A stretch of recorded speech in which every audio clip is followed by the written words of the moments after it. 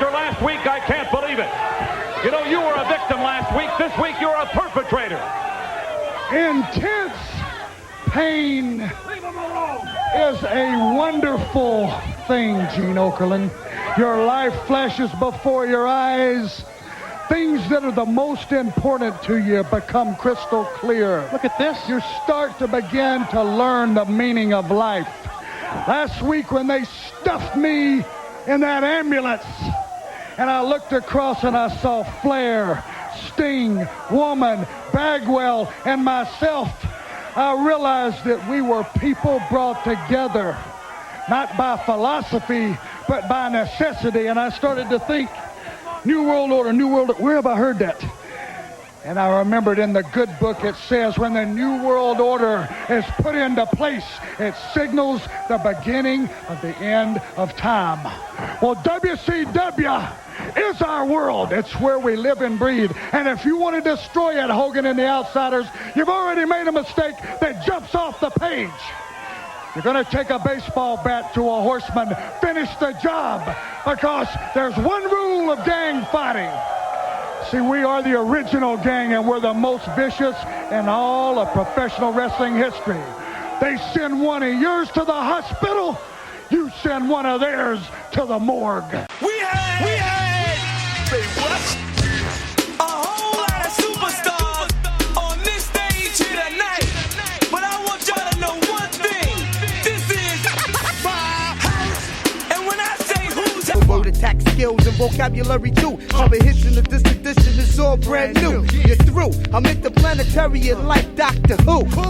So who? Fuck your beef, no relief. I step on stage, girls scream like I'm Keith. What's up, family? Ringtime Pro Wrestling is back at it again. Yes, you will get this show delivered to you Thursday morning instead of Friday morning, or Wednesday in the middle of the night if you're going to be up.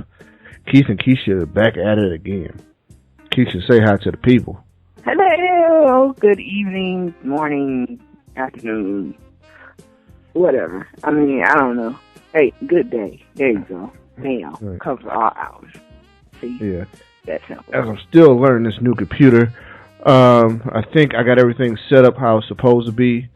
So this should be a pretty smooth show. Not expecting a lot of hiccups this week. Man, very action-packed week. A lot of stuff going on, Keish. Yeah. Did not know I was going to be recapping King of the Ring until right. Monday. So that became a part of the show. Great. Going to add some stuff in. It's going to be a wonderful show. Just in case you don't know what you're listening to, it is Ringtime Pro Wrestling. We are brought to you a variety of ways. We are available on the TuneIn radio app. Just type in Ringtime Pro Wrestling. We come at you on Blog. No, we don't do Blog Talk Radio anymore. Sometimes I like to jump on. Spreaker is one of our main thing. Spreaker has just about all the shows. Blog Talk does have an archive though, so there's some shows. There's about 147 shows that you can pull on Blog Talk. Speaking of which, our old shows, Keish, there's a show we did March 2nd of 2012 where we interviewed a young independent wrestler by the name of Aisha Sunshine, who now goes by the name of Dementa DeRose. And she was featured in the promo during Extreme Rules for Tough Enough. Now that is awesome. And I cannot wait to see her. When I watched the promo and I watched, the submission videos, I saw it. I said, "Oh snap! Hey, I know her. That's our girl from Platinum Championship Wrestling out here in Atlanta." Mm-hmm. She's been tearing up the indie scene around here. She's been in Anarchy. She's been at Platinum. I think she wrestled for Bull Buchanan and his promotion. She's been all over. She's been all over the Southeast region, not just Georgia. Tennessee, Alabama, Florida, been all over the place wrestling. So, we're proud. We hope, that is a movement and she ends up on the show. Also, one of the guys who's been featured a lot in some of the Tough Enough promo videos, Tim Zabisco, son of Larry Zabisco. young guy I got a chance to meet a couple of months ago. Seems like he's picking up some steam in that too. So, yo, man, it's very interesting. Go pull some strings, maybe have some tough enough people on the podcast. Okay. Anyway, aside from that, we're on Spreaker, we're on Blog Talk, Stitcher Radio. I love Stitcher Radio. You don't have to download nothing. You don't have to worry about bandwidth and all that stuff. You just hit play, make it a part of your playlist. You got a bunch of podcasts that you like. You put us in your feed. Common shows that kind of end up in the same feed as us. Coastal of the Podcast and the Coastal of the Podcast Network. You know what I mean? You get done listening to the latest Bad Advice show, the latest Wrestlecast. Throw us in with all your other wrestling shows. You know what I mean? If you listen to the MLW, whatever, just put us in your rotation. You know what I'm saying? Can we get on the playlist? Puff Pad. Can we get on the list? We're on a lot of people's list, and I like being on the list. It makes me feel good. iTunes is one of my favorite things. Having an iPhone now, got the podcast app. One of the shows I got is Ringtime Pro Wrestling in there. I got, of course, like I said, Coast Leather, Keith and the Girl. I have my cousin's podcast, Leadership Talks, which is a very good podcast if you want to get into business or just want to learn how to be an effective leader. They're real quick hitters. He knocks them out in about 11, 12 minutes. Right. Easy listening. Kid is phenomenal. Not just saying that because he's my cousin, but the dude's phenomenal. Like, he's a pastor at like 2 churches in Kentucky. Yeah, like 2. They gave him 2 churches. All right. Just saying, the dude does good work. So, Google Pierre Quinn, like, that's the thing, right? Right. All right.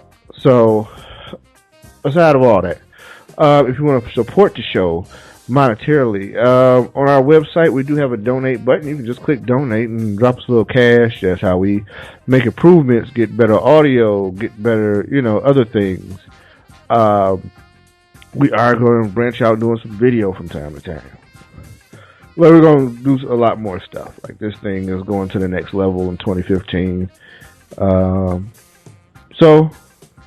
hook us up if you want to do that. We have an Audible trial, www.audibletrial.com/ringtimepro-wrestling. Get you a free audiobook download from Audible. And listen, check it out, man. Like I said, you don't really like reading, you ain't gotta read. You can listen to the book. That way you can sound smart and ain't gotta do half the work. You know what I'm saying? I'm about to listen to Dusty Rhodes' book. All right. Because, hey, man, I like Dusty and I don't feel like reading. But that's the thing. We have an affiliate link, highspots.com.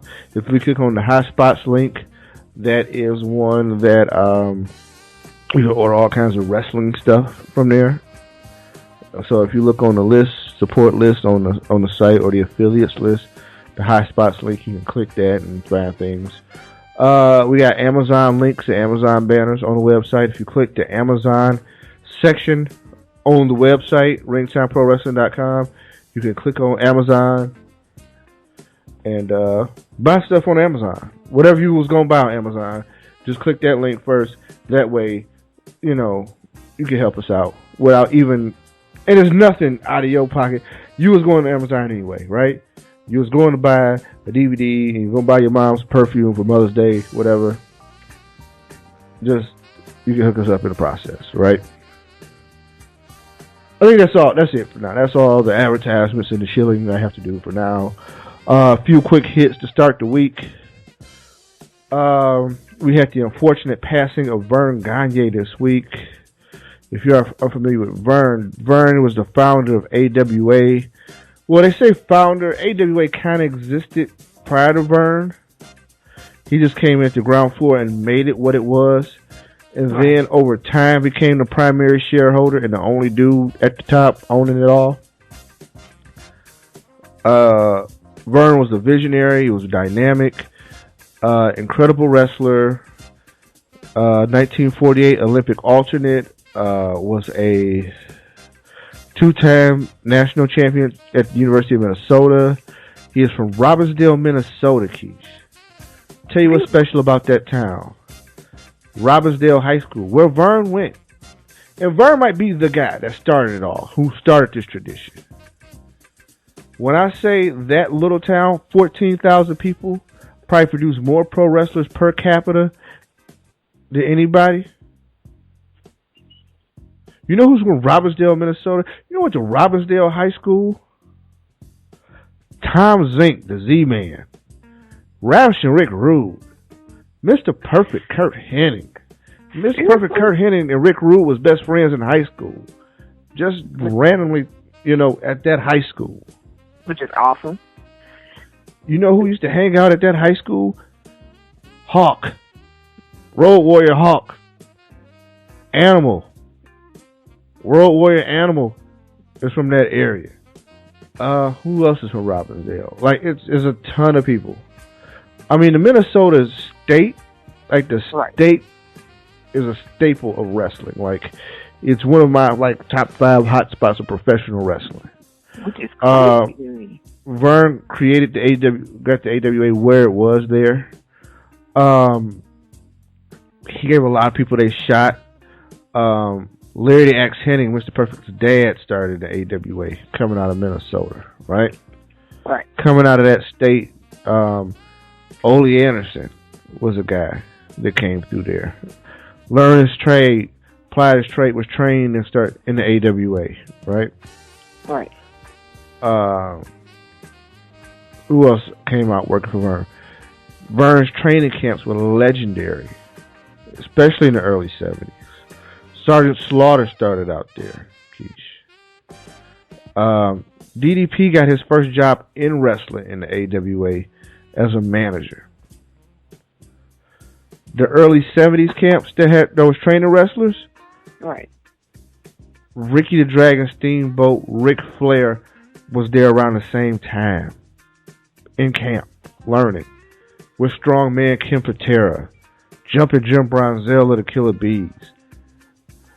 There was this young guy from Iran who was training Olympic wrestlers over here in the United States and was one of the assistant coaches and was one of the coaches for the AAU national team and national AAU champ. His name is the Iron Sheik. All of this comes through Verne, right? Right. Mean Gene, Bobby Heenan worked with Verne before they went to the WWE. That's where the WWE discovered those guys. Bobby Heenan becomes a phenomenon in the AWA before he comes to the WWE. When he's managing Nick Bockwinkel, when he's managing guys like The Crusher, Ray Stevens, right? Right. That happens there. Sherry Martel blows up in the AWA before she comes to the WWE. All I'm saying is, all that comes up under Verne. Hulk Hogan. I'm naming you Flair and Hogan, Keish, in the same who blew them up. Starts with Verne.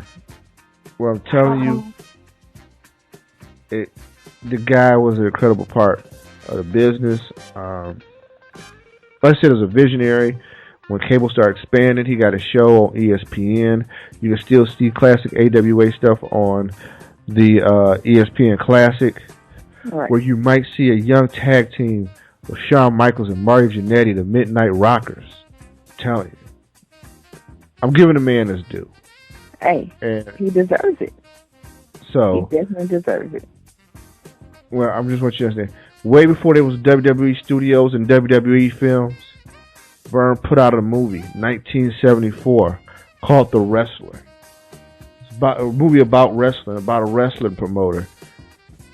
His dealings with the network and stuff that's going down. Stars a lot of his wrestlers. Mr. Saito is in the movie. Keish, there's a young man by the name of Dusty Rhodes and his pirate tag team partner Dick Murdoch, who wrestled in the AWA at that time, was in the movie. So, like I said, all that's Verne, right? He passed at the age of 89. He'll be missed. The AWA suffered a tragic fate that a lot of the territories suffered during that time in 91 due to the talent raids by the WWE and Crockett. Like, I ain't leaving Crockett out of this. And the cable expansion of WCW. They just couldn't compete, and eventually they fell. That being said, they tried to fight. They got with World Class and Merged and tried to have a unified champ, tried to put on a big time pay-per-view with them, Jerry Jarrett, USW. Stuff didn't quite work out. Right. That brought you Super Clash with Jerry Lawler, I think Kerry Von Erich and that kind of thing. But a very, very historic part of professional wrestling. Like, Verne, without him, I think a huge part of the history of the business goes by the wayside. So, like I said, we say R.I.P. Verne Gagne. Just want to get that in there. Other quick hits. Keish, what do you think of the new content on the WWE Network? Because right now, they are flooding with stuff. Like, they just throwing all kinds of stuff out there. Some of the things that you've seen that might be coming down the pike and things that are coming down the pike. Your opinion. Okay. I support, I definitely support the King of the Ring tournament. Okay, let's get that out there now. I'm in full support of that. This whole Jerry Springer too hot for TV thing, no. What's, like, why? Are you serious? I don't understand how you have a too hot for TV when your whole content at this point is PG. There'll be a lot of reaching back, right? It has to. It has to but be. Here's the thing. You got to reach back, and Jerry Springer, Keish? Yes, I'm not with it. I ain't with it. So, this is 1998? Exactly. That's what I'm trying to figure out. Like, had they had that at this time, and had they had him at that time, then it would have been completely understandable. I mean, completely understandable. But this is a Vince thing, right? It has to be. No, I'm just saying, because Vince ain't that in touch. So, he said this, Kevin Dunn was like, yeah, boss, you know what I mean? Right. And it rolled. It rolled downhill. And that's why we got it going. I'm not that excited tomorrow, excuse the yawning, to see the Jericho podcast with Stephanie McMahon. After watching the Cena fluff piece, I think it's going to be a lot of corporate talk and a lot of fluff. There'll be some occasional jokes that they try to force in there. It's going to be very scripted, very written, very protected, right? Right. Yeah, I don't think he is. Well, I didn't agree with Stone Cold being on the network with his podcast. I definitely don't agree with this one. The big reason is because they have to draw back from their usual shows. Because if anybody listens to... Well, no, I'll say this. I thought Stone Cold was real. And maybe that's part of the reason why he's not really involved this time. Yeah, you know, and he says it's schedule conflicts and stuff like that. I thought his was a little real. Like, he asked some legit questions. So he asked the straight up questions that people had on their mind, right? Right. Triple H, it wasn't confrontational. He asked some legit questions. I saw two friends that had sat down and had a conversation, and it got real. Well, and Triple H talked about some things that I thought were real in his vision. And it kind of, now some things I thought may have stood some controversy because Vince may have took some things a certain way. You know what I mean? I'm sure some people at the network took some things a certain way. Hell, USA might have been pissed. Like, you said he had to draw back to 2 hours of Raw? Because understand, USA wants 3 hours. Which is, seriously. Universal and Viacom, Universal NBC wants 3 hours. They want more content. That's what they want, right? They want to fill that time slot with content. It's and struggling. that rating, that content. They're struggling, but understand this.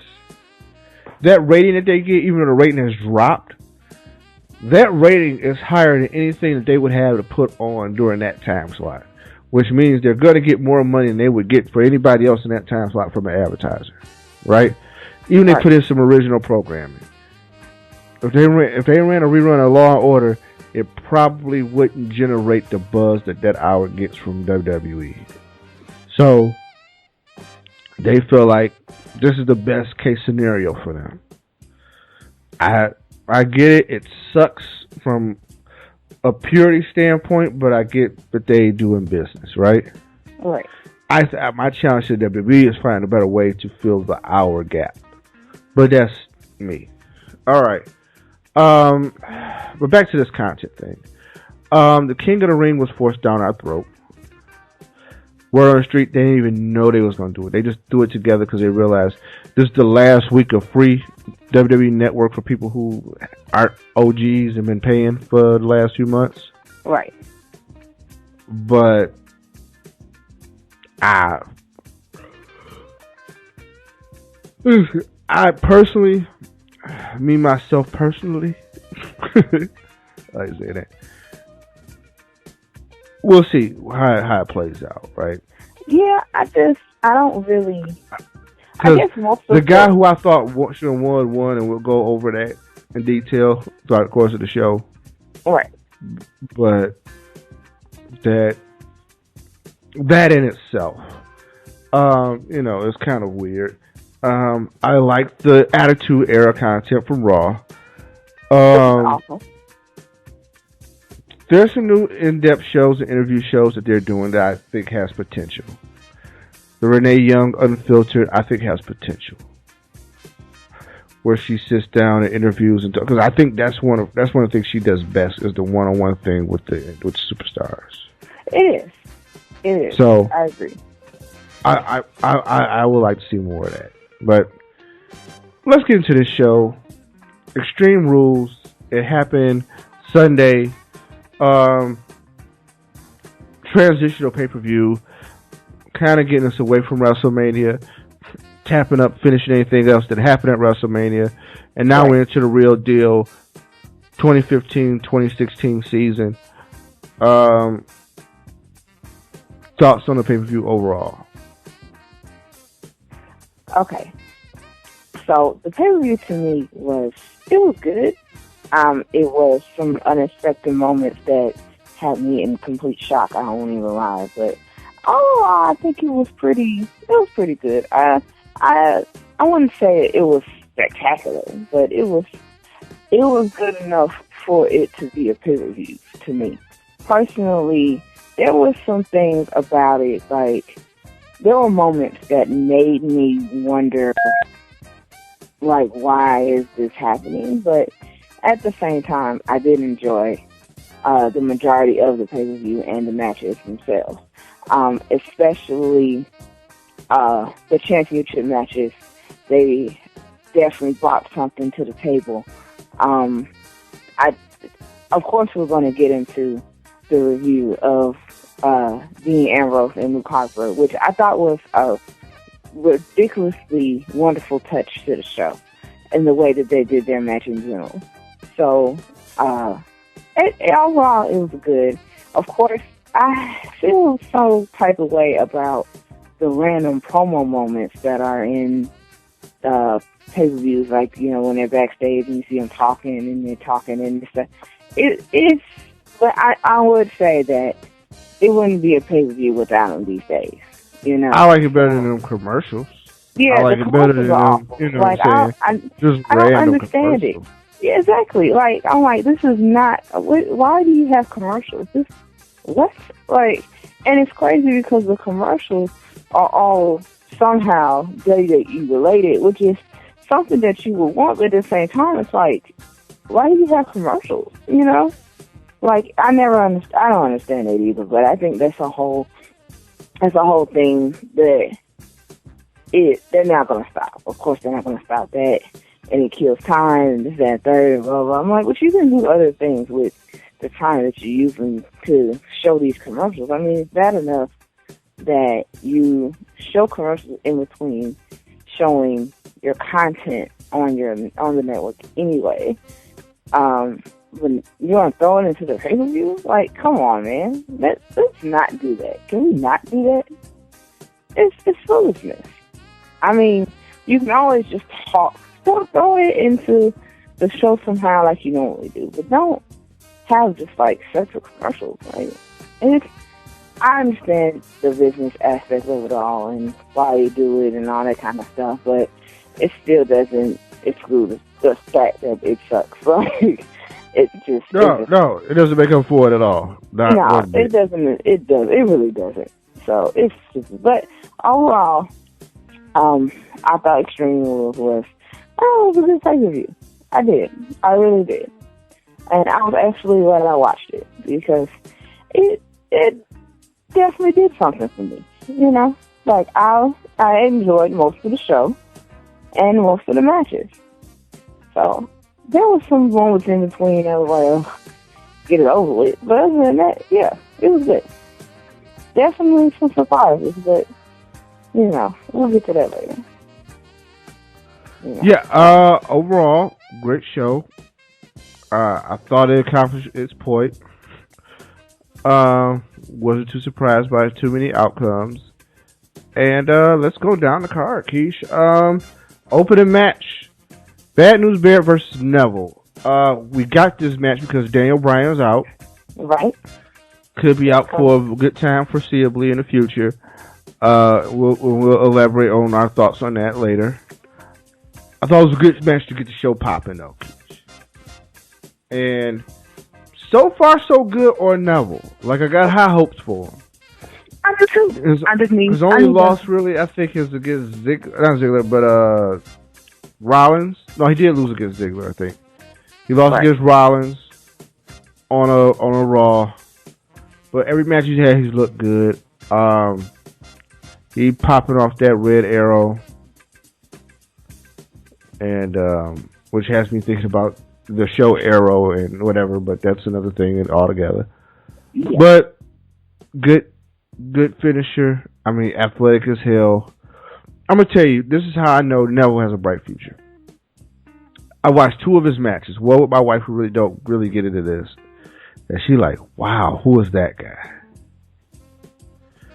And I watched it with my daughter maybe 2 days ago when we watched King of the Ring. 2 days yesterday we watched King of the Ring. Same reaction. Who is that guy? Right. That guy could do some stuff. So I think he has a bright future, especially with the casual fan.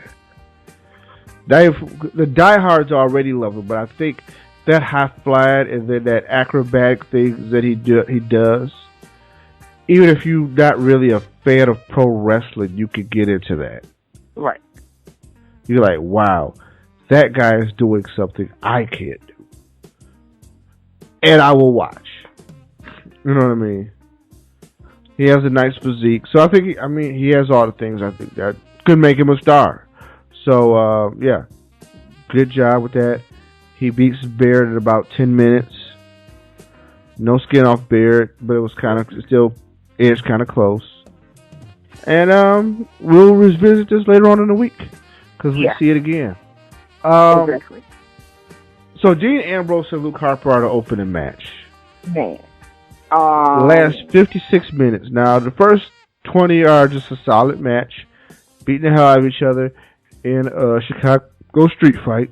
Right. And Luke Harper decides to jump in the car and try to drive off, and Ambrose jumps in the car with him. So they disappear. But the match is not over because they're gone. There's no count out. And they gone. They done left the arena. So, in the meantime, we have 2 more matches. Exactly. Sheamus and Ziggler in a Kiss My Arse match. Yeah, that was so ridiculous. But, Ziggler defeats Sheamus, but still end up kissing his arse. Yeah. Because Sheamus attacks him after the match. Right. And forces him to put his lips on his butt. Yeah. Hey, man, that's what happened. Lips got to booty cheeks. Yeah, that was it. That's what this match was about. just don't put lipstick booty cheeks like that. It's just disgusting. Come on. Ugh. Hey, man. Yeah. I didn't want to. I used to hate the Vince McMahon Kiss My Ass Club. Yeah, like, that was probably what it was. I realized that's when I would have got fired from the WWE. Right. I'm like, fuck exactly. this. Yeah. I'm sorry. I wouldn't. Excuse me? I need a what? No, I'm good. I'm going to go. I'm pretty sure I can find a job somewhere else where I don't have to keep I mean, they ain't doing this shit at Kinko's. Exactly. I was like, look. You can sue for telling somebody to kiss your ass at my job. I'm just saying, your ass would be an HR. But that's besides the point.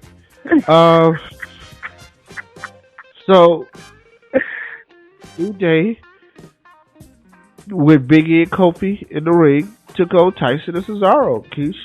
Okay. So, I like the whole New Day sucks chants. Those are awesome. I'm not going to lie. Those are great. New Day sucks. Yeah. New Day sucks. They start to clap and New Day sucks. I'm like, yes, this is awesome. Yo, the New Day is three most rhythmless brothers.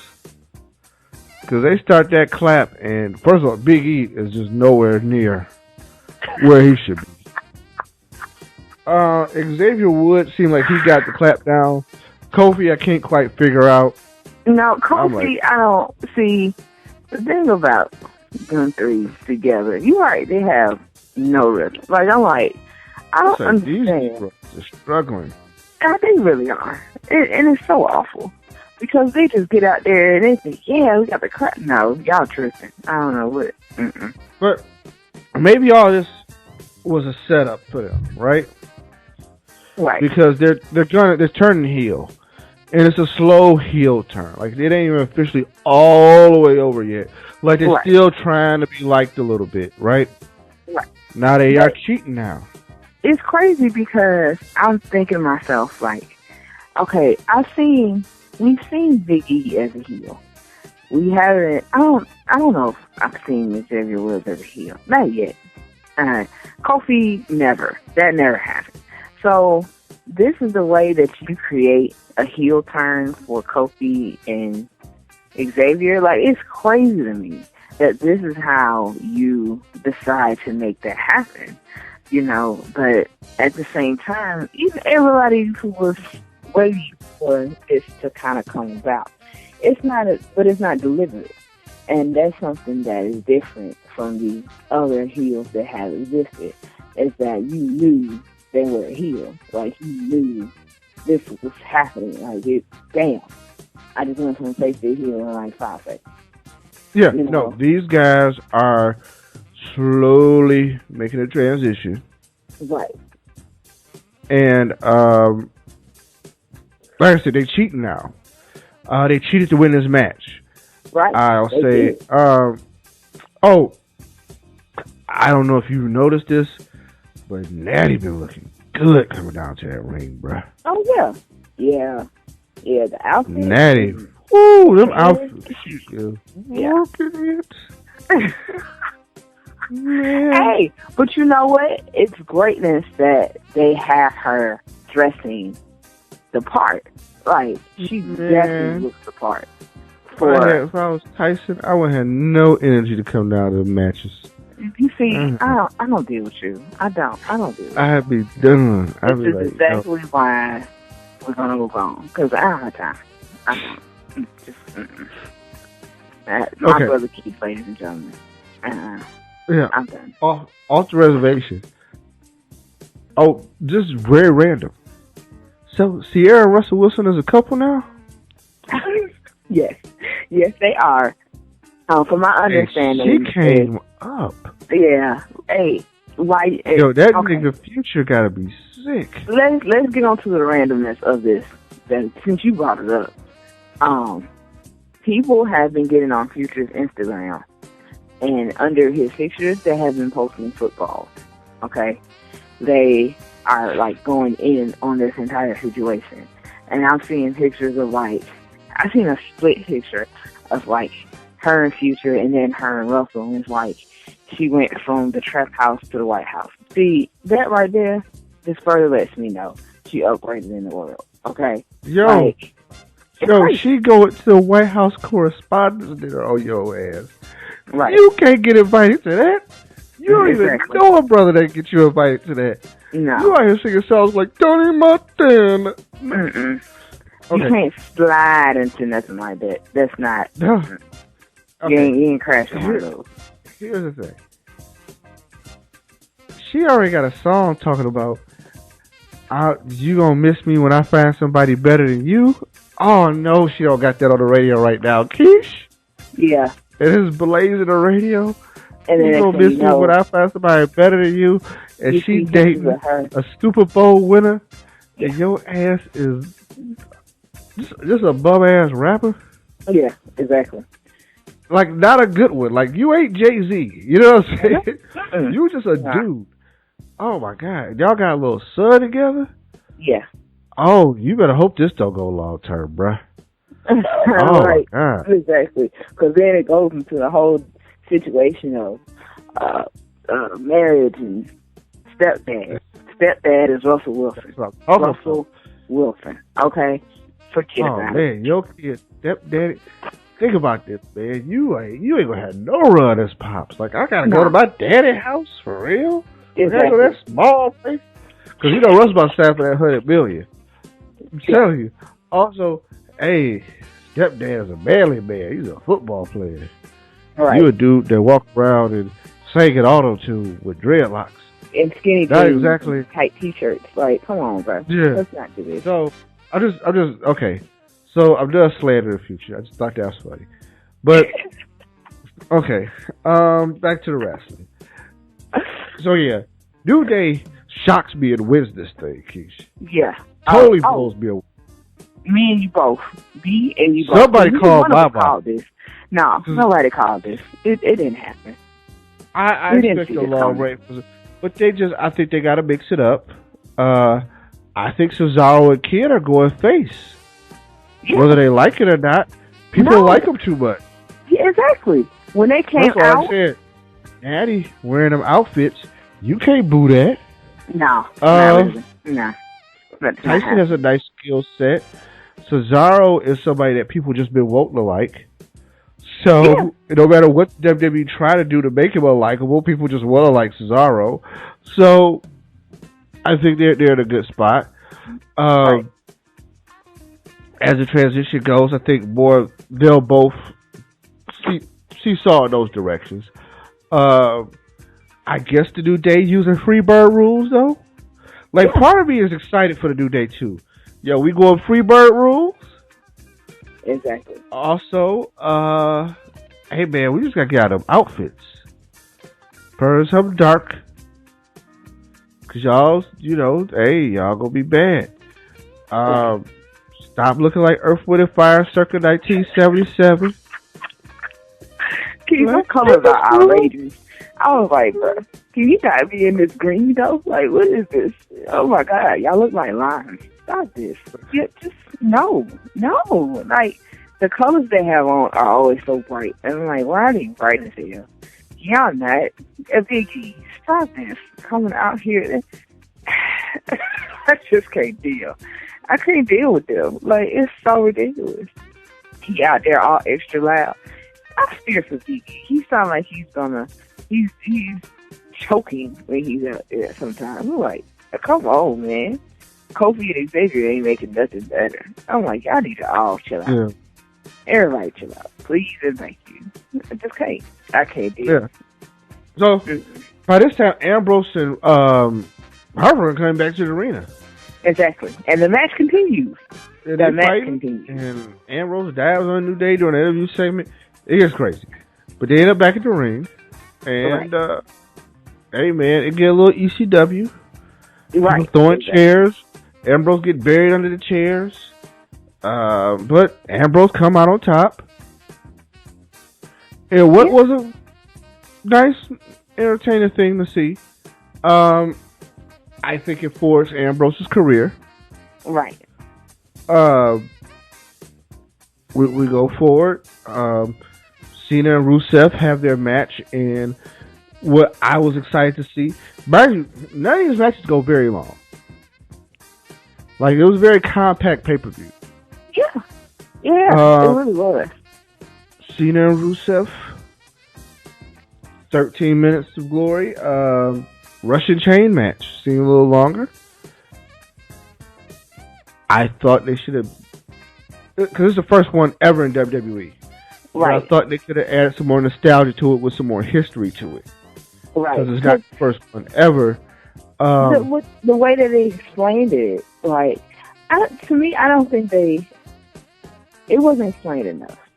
Because in my mind, like, I'm like, okay, I've never seen a Russian chain match. So, of course, no one that has never seen it didn't know what was going on.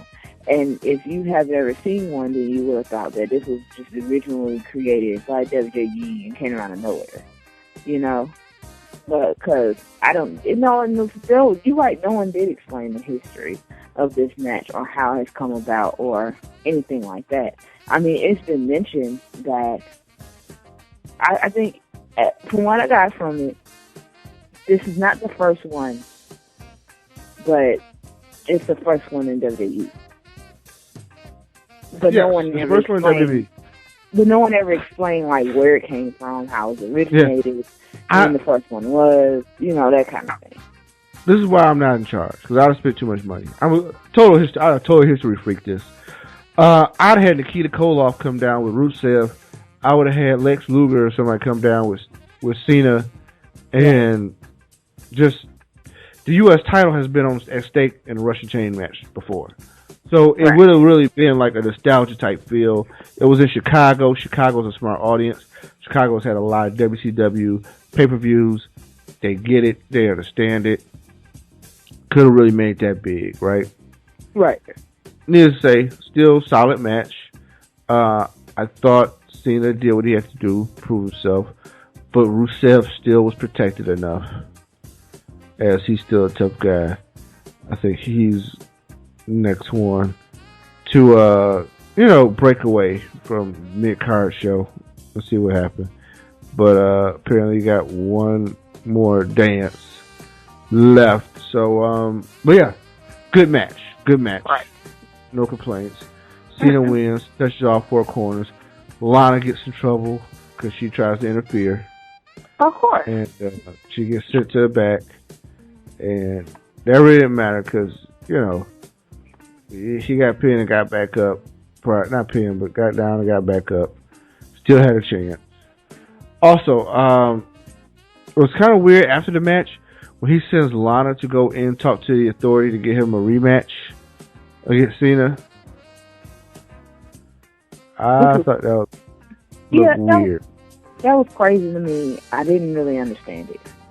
Yeah, it looked like, because he sat there and he cussing at her like, what did she have to do to get a rematch? Right. Exactly. That's what I thought. I'm trying to figure out. Like, you sent her in to get the rematch and not yourself. Like, even... Okay. I don't ask questions. I just let stuff be. Because you might get an answer you don't want when you ask questions. So I just like, I'm just going to leave that alone. And I guess we still got his rematch, so it doesn't matter. It doesn't matter. We're just going to leave it be. But that's crazy. What's crazy to me is that they already announced the match for Payback on the pay-per-view. And it was like, really? Like, I couldn't wait till Raw the next night for this? Okay. I guess not. Alright. Done with it. So, guess we'll just have to see what happens from there. Right. After that, John Cena's girlfriend has a match. Nikki Bella takes on Naomi with Brie in her corner. Music, by the way, is hot shit. Okay? Her music is awesome. I was glad they changed the music because I was like, yo, man, please don't have her come out here. Somebody call my mama. She didn't win heel. Yes, no. Her new music is awesome. I was so glad. Because I ain't gonna lie. You're right. Had I heard somebody call my mama, I probably would have just been like, okay, I'm not watching this. come on now. Y'all can't turn her heel and then have her still coming out the back. Really? No, that wasn't going to happen. So, I'm so glad that her music has changed. And her new music is greatness. Thank you, WWE and Naomi. I'm just saying. So, but, yeah, I digress. I had to throw that in there. Because, and the way she came out to it, perfect. But she still lost the match, though. She lost the match. It was a heel versus heel matchup. Nikki had some help from Brie after, Naomi came outside and got herself involved. So, things happen. Right. Hopefully they're in the good graces and, we'll find a way back to that match. Right? Right. Alright. And after that, Roman Reigns versus Big Show. No secret how that was going to end. We knew Roman Reigns was going to go on top. Exactly. He was sell for Big Show. But Big Show was there to help Roman Reigns stay to the top. And then we get into the world title match. Randy Orton, Seth Rollins, Steel Cage. Kane is the gatekeeper. Yeah, I wasn't too fond of that, but whatever. Yeah. This disintegrated into a hot mess. Kane did what's best for the authority, not what's best for business. And maybe what's best for business, because you never know how that'll work. But, yeah. Right. Seth Rollins walked away with the title, and that's what we expected. We knew that happens by hook or by crook. Yeah. I just had to figure out, okay, because JBL brought up a good point, and I needed to reiterate this. The RKO is banned. So, in my mind, I'm thinking no one can use it. But, Randy used it on Kane, and Seth used it on Randy. So it was like, okay, so he just couldn't, so Randy couldn't just RKO Seth? Is that what I'm understanding? Because that's what it looked like. It was like, okay, I can't RKO you, but I can RKO him. And then Seth used it himself. So it's like, Randy, it's like, no, Randy can't use it against Seth. Seth can use it against Randy. What? That wasn't, none of that was explained before this happened, It was just assumed that when he banned it, period. Like, no one can use this can't happen, blah, blah, blah, blah. So. Right. Yeah. Well, I guess the RKO wasn't banned for Seth Rollins. Because he used it. Yeah. Yeah. And no one said anything. No one said anything. So. Right. But, good match. End of the day, Rollins slithered out like a heel should. A chicken shit heel. And he lived to fight another day. And I think that's the main thing, right? Right. Okay. That's what happened. Well, that's the halfway point of the show. We take our break as usual. Okay. I know we packed a lot into the first part of this show, 46 minutes worth.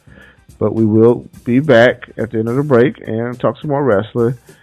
Tell you what happened on Raw and King of the Ring. We'll have the news and the birthdays. So, you know what I'm saying? Be there, be square. Did I really say that? I must be sleepy. All right. This title belt.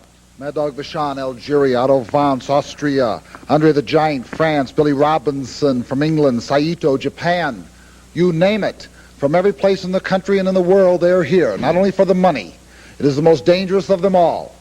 And even though a lot of people are going to pick the big man possibly for a winner, it could be a Greg Gagne or a Buck Zumhoff, because the smart little man, if he watches his P's and Q's, could come out on top of it.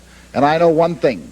That man might be the smartest man. and I'm going to have to watch him closely. The sad thing is that even though I will have to defend the heavyweight championship of the world later, they still want to try to eliminate my manager, Bobby Heenan, right now. Bobby Heenan. I'm going to tell you something. I've got probably one of the greatest partners I could ever have, Mr. Saito. He's a master of karate, jiu-jitsu, and all that. And Stevens and Lanza, two men that I fired on the spot. When I'm done with them, they'll be able to play for the University of Minnesota because they're used to having a bunch of losers on their team.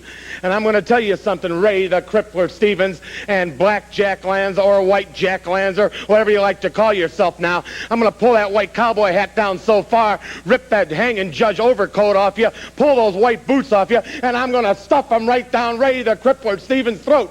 And then I'm going to stand you both up and watch Saito go through you like you've seen those Vegematics they advertise on TV. You're just going to... Wait, hold it. Gentlemen, look at this. Bobby Heenan and Nick Bockwinkel exit stage left. All right, everybody, we are back at it for the second part of the show. Of course, we get to our birthdays. Very short list today. April 28th, which would have been yesterday, from the time we were recording. Alex Riley celebrates a birthday. A-Rise 34 by these standards, yes, 34.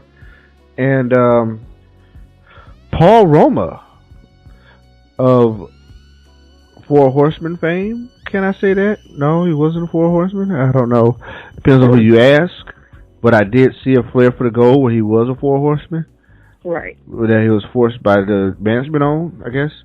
Either way, Roma turns 55 today. Dang, he old. And that's it. Nothing else to really talk about on birthdays. That is a short birthday list. Yeah. My own birthday list is way longer than that. Yeah. Well, I mean, if you want to go into the weekend, like Saturday, the late great Big Boss Man celebrates a birthday, and The Rock celebrates a birthday. The Rock will be 43 on Saturday. So that's that, right? Right. So that's it for this week's birthdays. Let's talk news, Keish. News is big this week. Some things went down. Jeff Hardy has suffered a broken leg following a dirt bike accident. So that's all we know right now. You know, they just won tag team titles this month because they were vacated by the Wolves because Eddie Edwards suffered a broken heel. Right. So we'll see what happens with that, right? Everybody breaking shit. So this is they're gonna have another. Looks like they're gonna end up having another tournament because for the same reason, Jesus. They just did this. They just did this because of a tag team having to relinquish the titles, and now it's going to have to happen again because his leg broke. Come on, man. Really? Yeah. Apparently, on the Raw replays, Booker T made a comment that he apologized for about Owen Hart being able to defy gravity. It was deleted out of Raw replays. He made that during a live version of Raw. They was talking about different guys. They was talking in the ring, and they was talking, different people. All right. I guess it was in bad taste. I didn't really think. I don't know. Like Owen Hart was. I guess he could defy gravity in the ring. Right. Because he was a high flyer. He was. But the way he died, you kind of don't want to see. Yeah, it was tragic. It is messy, right? So there's not too many right ways to talk about Owen Hart on WWE television. You almost would just stay away from that. So, right. That happened.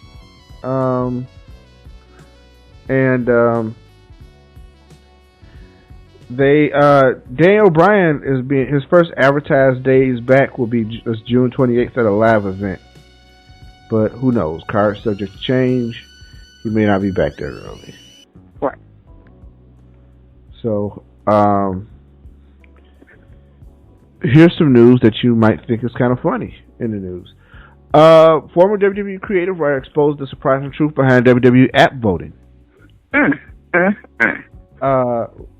Former creative writer Kevin Eck, who Kevin Eck is the hero. He used to be a blogger for the Baltimore Sun writing about wrestling, and he's up on creative for a couple of years. Kind of the guy who maybe think they might hire another guy who has a site or something, right? Anyway, he worked there for a couple of years. He exposes the truth. He says the voting is real. Is that right? He said it's 100% shoot. Vince does not want to compromise the integrity of the voting. I'm calling bullshit. Exactly. Because the way that it sounds and goes is like, okay, this is exactly what we knew was going to happen. Come on, man. You can't possibly sit there and tell me that this is real, and I'm going to believe it. He says what is hard. Sometimes what happens is, they got to change stuff on the fly as the vote changes, right? Right. But I do believe they stacked the voting. You know what I mean? Like, who wouldn't go vote for a triple threat? Like, I think they do stack the voting sometimes. Or he said, like, they give you three choices: a street fight, no holds barred, or last man standing. Well, really, what's the difference between any of those matches?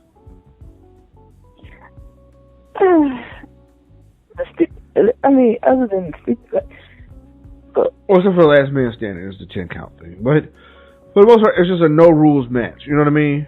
Right. Or they might say falls count anywhere. And no holds barred or no DQ. You know what I mean? That's the only thing, is stipulations, and that's it.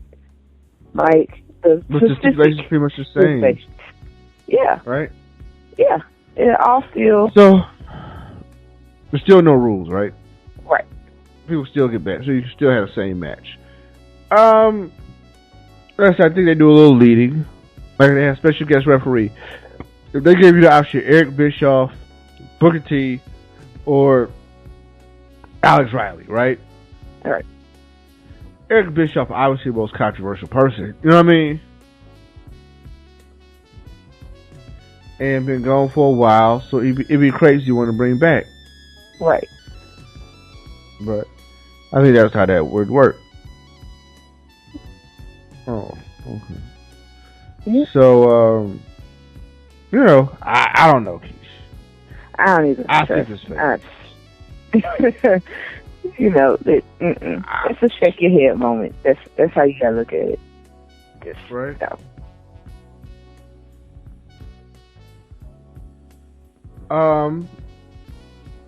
So Billy Corgan, TNA Impact Wrestling new senior producer and creative for talent development, has been brought on.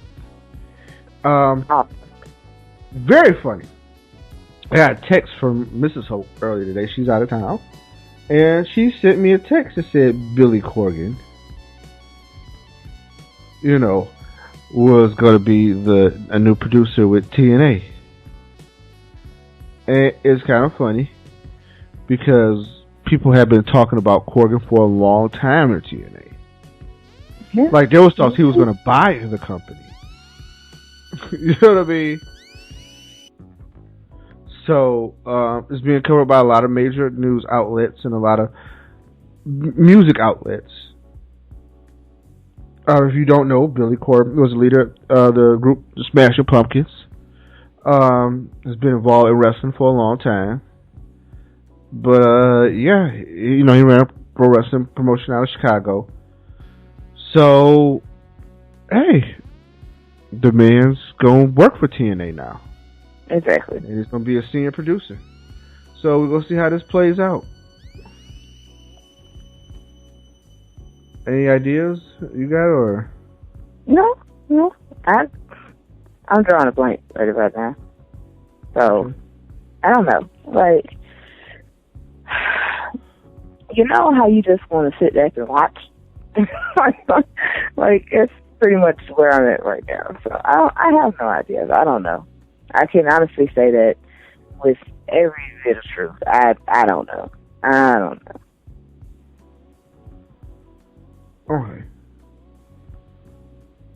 There will be a Click DVD coming out for WWE. Is this right? I'll keep be on the lookout for that. As soon as it comes out, I'm telling you, I should pre-order a copy. You want one too? I get you one too. I'm just saying. Amen. Yeah, I'll pre-order those copies of this. That way, when it comes out, it's just being sent to my house. Because I'm telling you, I have to see this. It's interesting because the story behind the Click is so.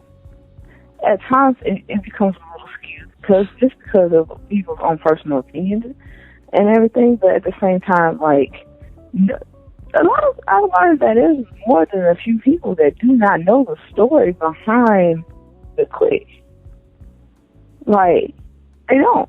And I'm just kind of shocked and I get a little shocked and appalled at times. But then again, I remember that there's a lot of wrestling fans out there that didn't start watching wrestling until maybe like 5 years ago. So it's like you wouldn't know unless you were really paying attention on what you've been watching this for years and years and years. Then you wouldn't. So I'm glad that they decided. I'm pretty sure there was a lot of Triple H influence behind this, but I'm glad they decided to actually acknowledge this faction that never was. You know, I guess that's the greatest way for me to put it. Yeah, you know, yeah. That is to me the greatest way to put it. It's the faction that never. I think a lot of people know who they were, and they just. I think it's more of just get a little bit behind the scenes. It's more like opening that door, taking down that fourth wall a little bit. So that's going to be, interesting to see. It is. There's some other news. More TNA news. Hector Guerrero will be leaving the Spanish announce table. He's been there for about 8 years. Hector's an older brother of Eddie Guerrero. He, just working, the Spanish announce thing. Well, I don't know if that's just based on actually that money getting slow or what going on at TNA, but he's moving on. Former TNA guy Jeff Jarrett is starting to do some things with Global Force. They'll be touring the baseball stadiums and stuff like that, and they're going to be doing a little TV. They're going to start doing some TV tapings. Eric Bischoff will be around and will be a part of working with Global Force. Nobody knows his exact role. I'm assuming more like he's going to be like executive producer of the television or something like that, and he's going to just produce the television. Because that's what Eric does. Right. So. I don't know. I guess we'll find out, though. We definitely will. Because from what it sounds like, you write the right check with the right amount, and you got them. You're good. Right. That's it. That's all there is to it. So that happened. I think that's it in the news, Keish. Let's get to Raw. So we announced on Raw that we'll kick off King of the Ring. And we had a quarterfinal matches on Raw. Semifinals and finals were held the next night, Tuesday night, at the King of the Ring show that was aired live on WWE Network. So, first thing I would say, Wade Barrett starts off against Dolph Ziggler. I mean, once they announced the pairings, I kind of figured out who I knew was going to win, and I was right. Right. That match just interfered. Sheamus comes out and distracts Ziggler, and then, yada, yada, yada. Yeah. Barrett moves Pretty on. much. Pretty much. So the New Day is exploring this Freebird thing, because I saw Xavier Woods carrying a belt, and, you know what I mean? Right. Everybody seems to get a point of carrying the belt. What did you think of their first appearance as champs? I don't like I don't really I don't know. It's hard to assess my feelings about this stuff these days. Like, it's really, I have to drop back from it. Because I really don't know what to say. You know? I have moments where it's really hard for me to give an opinion about it. I guess I like to just watch it play out more. I like to watch stuff just play itself out. So I don't know. I don't know what to take you. I don't. I'm honestly speechless right now. Mm-hmm. I'm gonna say it's very interesting at this point, and it got a lot of potential. A point where I was about to give up on them, and I was really tired of seeing them, and I was hoping for something else. So yeah, they are.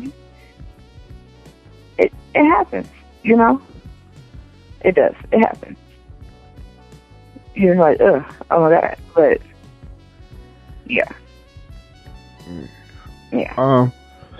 As we discussed about WWE App Voting, I hate the voting, but they gave you the option to vote for the triple threat match between Reigns, Rollins, and Orton at Payback.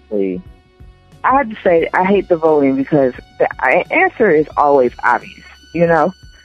Like, that's why it looks rigged. That's why, to me, it is rigged. Because the answer is always obvious. Come on, man. Your choices were Randy, Roman, or both. Who wouldn't choose both? You know, who wouldn't create the triple threat in that situation for the title when you get a chance to? Stop it. Like, are you kidding me? So that's why I feel it's always, because I always know the answer.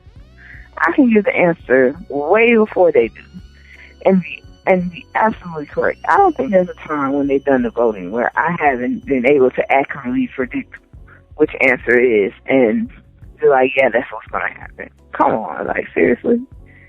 Yeah, you something a little bit more challenging than that. So, I don't know. Yeah.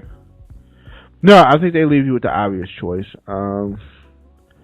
And I think that was something to be had. Right. And we now know our main event for Payback. I thought Kane was going to insert himself somehow in the match. Because there was tension all night between Kane and Rollins, and it has been. Right. And he become more and more fed up. It just because he helped him at Extreme Rules doesn't mean that he still don't think the same way about it. And that was evident, even on Raw. Like, it's crazy because with Kane now, he's going back and forth. Mentally, it's like, you're just watching him go from like, oh, Seth, I can't stand you, to, hey, here, let me help you real quick. Like, it's crazy. You know, right. They're on the same page, but they're not on the same page at the same time. Like, he's beside him, and then he's not. He's beside him, and then he's not. You know, it's starting to become a point, but it's an entertaining point of interest because now you don't know exactly what Kane plans to do. You know, I'm waiting for him to just completely walk out on the authority altogether and be the person that he was before. You know, and slowly and surely you start to see little bits of him that weren't there, that aren't there anymore, but could always return. So it's really crazy. It's really crazy, but, you know, how else would you feel? You watching people be on the same page and then not. You know? Like, he set it up like that. Hey, we're no doubt. We're going to show him what we got. But it's like Kane. Like, just last night you were chokeslamming him, and then you help him win his title again. Like, it's like, what? You know? So, I don't know, man.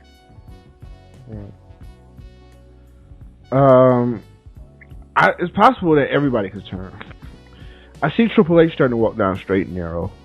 Yeah. And I don't know if that's just why Stephanie's out and why she's trying to participate in this Eisenhower thing or what, but he seems a little more trying to do, they said the right thing, blah, blah, blah.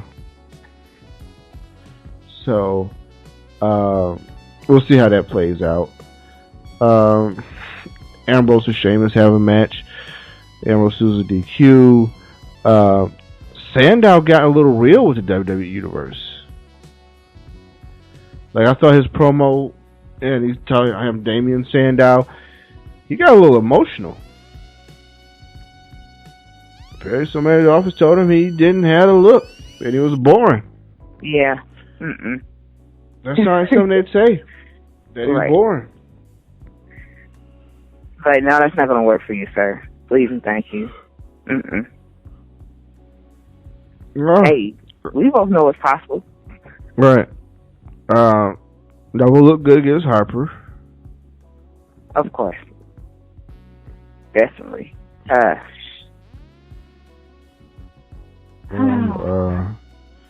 don't know. That Right. was it. All in all, I thought Raw was okay. I thought it captured everything from Extreme Rules and put a little bow on it. Yeah, it did what it's supposed to do. You know, it hit the highlights and all that kind of stuff, and it really... Well, Raw always has its moments where it's just long-winded, you know? Like, oh my God, why is this just... No. But it is, okay, like the segment with Bree talking about Daniel, you know? You have Naomi come out there and attack her, and it's like, nobody cares about you or your husband. Really? Really, chick? Like, it's moments like that that you're like, yeah, that's just... Can we not, you know? Nah.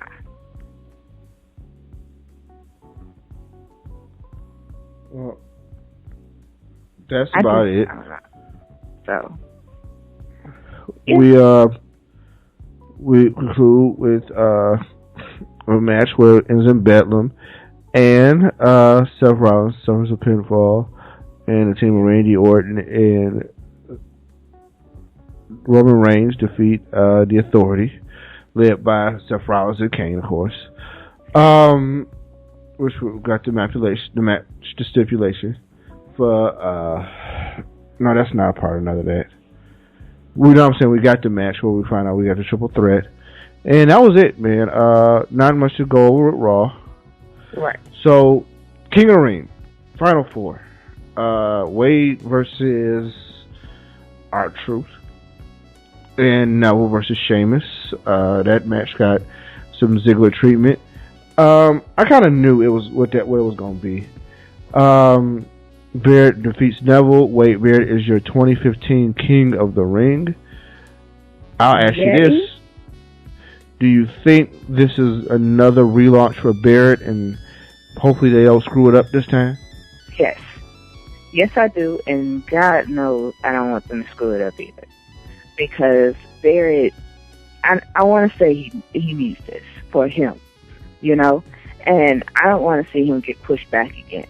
Because all you do, the best way this happens normally, and it's really, I hate it because it's hideous. You take a dude, you revamp him, give him a title, take it away from him, and then you bury him again. What is the point, you know? Like, why spend all this time, energy, and money putting it into this guy, giving him a belt, letting him hold it for a little bit, you know, month here, month there, 2-3 months, you know, go by, and then he loses this title, and then you bury him again. Like, you watch dudes go from being, like, on top of the world to nothing in, like, 2 seconds. So, I don't want that happening to Barrett this time. This time around, I want Barrett to ride this thing out. I do.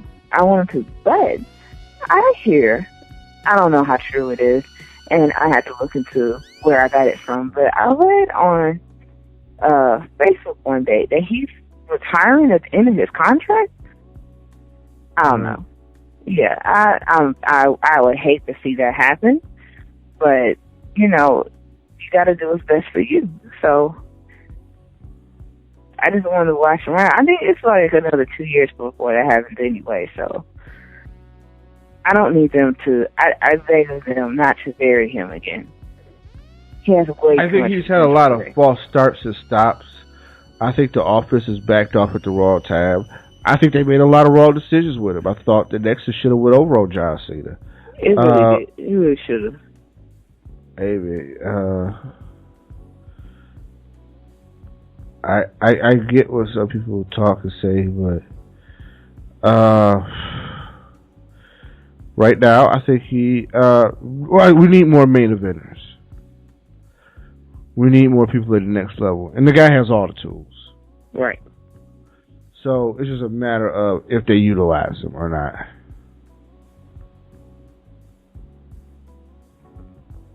That's not. I don't know. I want to see how they plan to do it. So I just hope they do it right. That's all I'm asking. I just hope that they do it right. They don't need to mess this up. Right. They don't. They don't need to mess this up at all. Because at the end of the day, give the man his due. That's all I'm asking. Give the man his due. Like, just let it happen. And I hate it because you see it going into the right direction, and then, like, in a second, it's done. And it's like, really? Like, come on, man. No. Yeah, you're like, it was all good just a week ago, right? Right. Is that key? We see it all the time. They have this winning streak, and they win these titles, and then they, of course they lose the title. I mean, everybody loses the title at some point, but they lose the title, and then, like, they continue to lose the winning streak, and this push, and this goodness of being there for the longest, and then, like, bam. They're losing matches every week. They're wrestling against, like, people we haven't seen in weeks, and it's crazy. It's crazy. And it's like, why do you do this? What is the point? I really do not understand it. But I don't want them to do that to him this time. I don't. Like, if you're going to push him this far, push him. You know what I'm saying? Yeah. He already, that's all I'm asking. If you're going to give him a push him. I thought he was a perfect guy. I think King fits his persona. I think it's going to work. I think he's one of the smarter people, so that kind of helps out a lot. Right. When I looked at the list of guys, nobody else made sense. And I figured that's for a young, up-and-coming guy, and they probably still see him as young, which is good. Right. I think there's a lot of potential, a lot of chances, so it's going to be good to see what happens and what comes of it. On that note, Keish, we're getting late. We've done everything for this week. Any parting advice, any shots, any, whatever. I had to give the personal note that honey, I'm just glad to be off. That's all I'm saying. You work Fridays and you look forward to your off days. I look forward to my off days every week because I am exhausted. But parting shout outs, I always want to say thank you to all our fans and everybody that listens to the show out there. Even if you only have listened once, we still appreciate it and we love you for it. The Hope Foundation gets a shout out because I just love you all. Okay, you're awesome. You're greatness. You're the greatest assets to my support system. So yeah, I definitely have to do that this week. And I don't know, like that's me. Definitely got to give partner shout outs the best way that I can. So that's it for us this week. Thank everybody for downloading. Thank everybody for listening. Come back next week. Of course. We will have some things coming week. down the pipe. Yeah. And schedule it up, figure it out. And that's it. Peace. Bye.